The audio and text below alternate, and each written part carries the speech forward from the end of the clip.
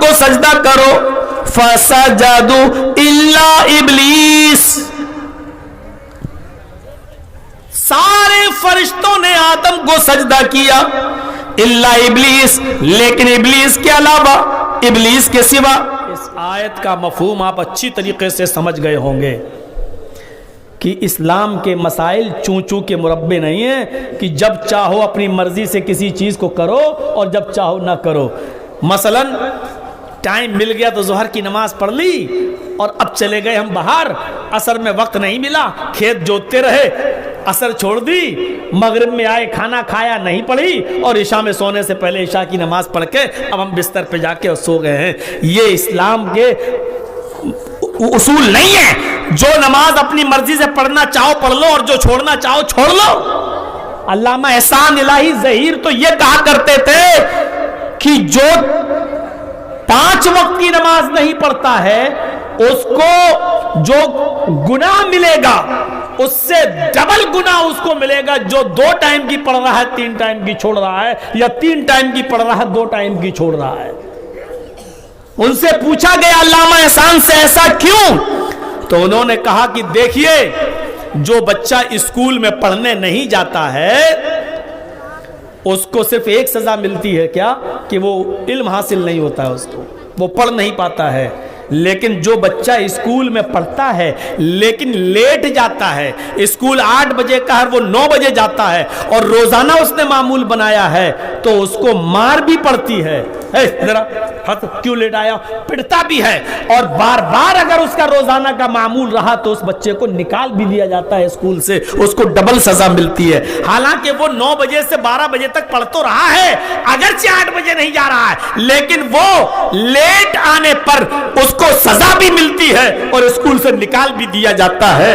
کیوں؟ کیونکہ اس نے اسکول کے نیم کو توڑا اور پڑھائی بھی نہیں پڑھتا ہے، علم بھی حاصل نہیں کرتا ہے۔ ایسے ہی جو آدمی ظہر پڑھ لے، عصر پڑھ لے، مغرب پڑھ لے، فجر میں سوتا رہے اور عشاء بغیر پڑھے سو جائے، ایسے آدمی کو ڈبل سزا ملے گی۔ کیوں؟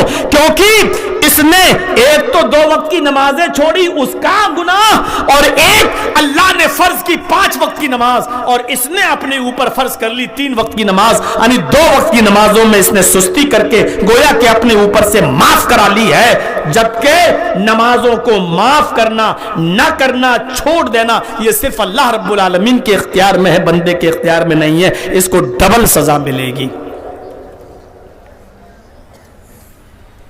ہم سوچیں، غور کریں، اللہ کے نبی اپنے اوپر شہد کو حرام کر رہے ہیں اور اللہ تعالیٰ نے کہا لما تحرم ما حل اللہ لک، کسی بھی چیز کے حلال اور حرام کا حکم لگانا، حلال کرنا اور حرام قرار دینا یہ صرف اللہ کا حق ہے، کسی بندے کا حق نہیں ہے۔ اسی طریقے سے ایک اور مثال کچھ سے سمجھنے کی کوشش کرو۔ سجدہ کیا ہے؟ عبادت، اور سجدہ صرف اللہ کے لیے جائز ہے۔ کوئی بھی شخص یہ سجدہ کسی مخلوق کے لیے نہیں کر سکتا ہے۔ یہ سجدہ کسی نبی کو بھی جائز نہیں ہے، یہ سجدہ کسی فرشتے کو بھی، کسی جنات کو بھی جائز نہیں ہے، یہ سجدہ کسی مزار پہ لیٹے ہوئے پیر کے لیے بھی جائز نہیں ہے، یہ سجدہ صرف اللہ رب العالمین کے لیے جائز ہے۔ یوں کہہ لو کہ سجدہ غیر اللہ کے لیے حرام ہے۔ یہ حرام کا حکم کس نے دیا؟ اللہ نے۔ اور ہم اور آپ کسی اور کو سجدہ نہیں کر سکتے، اگر کسی اور کو سجدہ کرتے ہیں تو وہ کیا ہے؟ حرام۔ لیکن اللہ تبارک و تعالی نے تمام فرشتوں کو حکم دیا، دیکھیے یہ حکم کون دے رہا ہے؟ اللہ۔ اور اللہ نے تمام فرشتوں کو حکم دیا اے فرشتوں تم آدم کو سجدہ کرو۔ کہا؟ آپ نے علماء سے سنا ہوگا تمام فرشتوں نے آدم کو سجدہ کیا تھا۔ اللہ نے حکم دیا اے فرشتوں تم آدم کو سجدہ کرو، فسجدوا الا ابلیس، سارے فرشتوں نے آدم کو سجدہ کیا الا ابلیس، لیکن ابلیس کے علاوہ، ابلیس کے سوا۔ یہ اللہ ہی ہے جس نے تمام بندوں کے لیے سجدہ غیر اللہ کے لیے حرام قرار دیا، لیکن یہی اللہ تمام فرشتوں کو حکم دے رہا ہے اور ان فرشتوں کے لیے حلال قرار دے رہا ہے، اے فرشتوں تم آدم کو سجدہ کرو، ہم نے آدم کو آسماں سکھلائے، ہم نے آدم کو نام سکھلائے، ہم نے آدم کو علم سے نوازا ہے، اے فرشتوں تم آدم کو سجدہ کرو۔ یہ سجدہ تعظیماً رہا ہو، یہ سجدہ اللہ کے حکم سے کیا گیا، لیکن اللہ رب العالمین نے یہ حکم صرف فرشتوں کو دیا۔ اس سے یہ مسئلہ نہیں نکالا جا سکتا ہے کہ اللہ تعالیٰ نے فرشتوں کو جو حکم دیا تھا آدم کو سجدہ کرنے کا وہ تعظیمی سجدہ تھا، لہذا تعظیمی سجدہ سب کے لیے جائز ہے، یہ نہیں نکالا جا سکتا مسئلہ۔ اللہ نے فرشتوں کے لیے جائز کر دیا، جاؤ آدم کو سجدہ کرو، اور فرشتوں نے کیا، ابلیس نے نہیں کیا۔ واستکبر ابا واستکبر، اس نے انکار کر دیا کہ نہیں ہم آدم کو سجدہ نہیں کریں گے، واستکبر، اور تکبر کیا، اے اللہ میں آدم کو سجدہ کروں، میں آگ سے پیدا ہوں اور آدم مٹی سے، کیا آگ مٹی کے سامنے سجدہ کرے گی؟ میں معزز، میں بڑا، میں طاقتور اور میں کمزور کے سامنے جھک جاؤں؟ آگ سے بنا ہوا مٹی کے سامنے جھک جائے، اس کو تکبر آ گیا اور وہ کافروں میں سے ہو گیا، وَكَانَ مِنَ الْكَافِرِينَ۔ میرے بھائیوں ذرا غور کیجئے، اللہ ہی نے غیر اللہ کے سجدے کو حرام قرار دیا اور اللہ ہی نے فرشتوں کو حکم دیا کہ آدم کو سجدہ کرو، تو کسی چیز کو حلال یا حرام کا حکم لگانا کسی چیز پر یہ صرف اللہ کا حق ہے، کسی بندے کا حق نہیں ہے۔ ایک صحابی آئے، کہا اللہ کے نبی میں نے یہود و نصارہ کے علماء کو، پادریوں کو دیکھا ہے، ان کے بڑے بڑے پادریوں کو دیکھا ہے، علماء کو دیکھا ہے کہ ان کو ان کی قوم سجدہ کر رہی ہے، میں نے دیکھا ہے یہودی لوگ اپنے اپنے علماء بڑے بڑے عالموں کو سجدہ کر رہے ہیں، انت احق، آپ ان سب سے زیادہ حقدار ہے کہ میں آپ کو سجدہ کروں، اے اللہ کے نبی کیا میں آپ کو سجدہ کروں؟ دیکھیے وہ زندگی میں کہہ رہے ہیں اے اللہ کے نبی کیا میں آپ کو سجدہ کروں؟